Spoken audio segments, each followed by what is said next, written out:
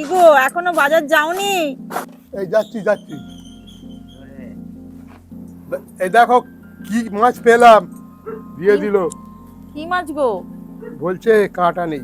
ও দেখি, দেখো দেখি। দাঁড়াও এগুলো আগে জামা কাপড়গুলো মেলে দিই, দেখি। এটা বললো ভালো মাছ, কাঁটা ফাটা নেই। সমুদ্রের এবার না ইলিশ মাছের মতো দেখতে, কি মাছ বলতো? পারাল। পারাল? Queen fish, queen.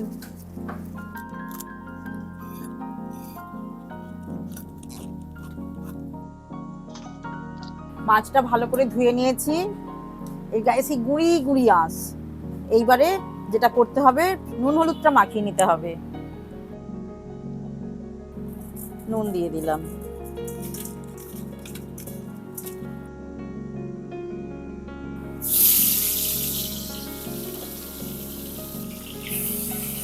এই মাছটা বেশি ভাজার দরকার নেই, এইভাবেই সব কটা মাছ ভেজে নেব। মাছগুলো সব ভাজা হয়ে গেছে, মাছের তেলেই আমি পেঁয়াজটা দিয়ে দিচ্ছি। পেঁয়াজটা লাল লাল করে ভাজা হয়ে গেছে, টমেটোটা দিয়ে দিচ্ছি। টমেটোটা নরম হওয়া পর্যন্ত ভেজে নেব। টমেটো ভালো করে ভাজা হয়ে গেছে, এবার আদা রসুনটা আমি একসঙ্গে দিয়ে দিচ্ছি। আদা রসুনটা ভালোভাবে কষানো হয়ে গেছে, ওর মধ্যে হলুদ দিয়ে দিলাম, লঙ্কা দিলাম, একটু ঝালঝালি করব। এবার দিয়ে দিচ্ছি সর্ষে বাটাটা।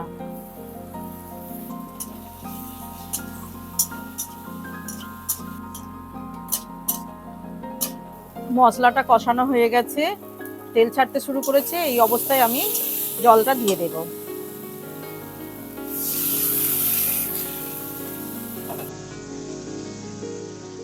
স্বাদ মতো লবণ দিয়ে দিলাম। 4-5টা কাঁচা লঙ্কা চিড়ে দিয়ে দিচ্ছি। ভাজা মাছের টুকরোগুলো দিয়ে দিচ্ছি।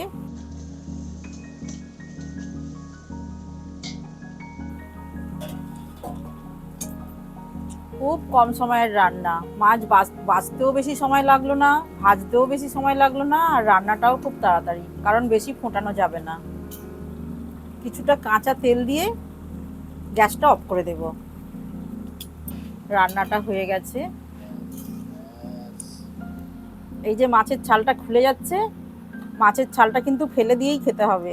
কুইন ফিশ রান্না কমপ্লিট, লোকাল বাজারে পারাল মাছ। এইবার আমি খেয়ে দেখাবো রান্নাটা কেমন হয়েছে।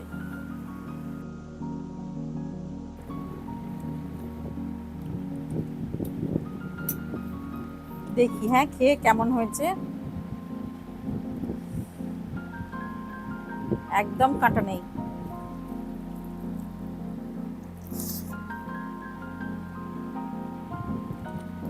ওয়াও,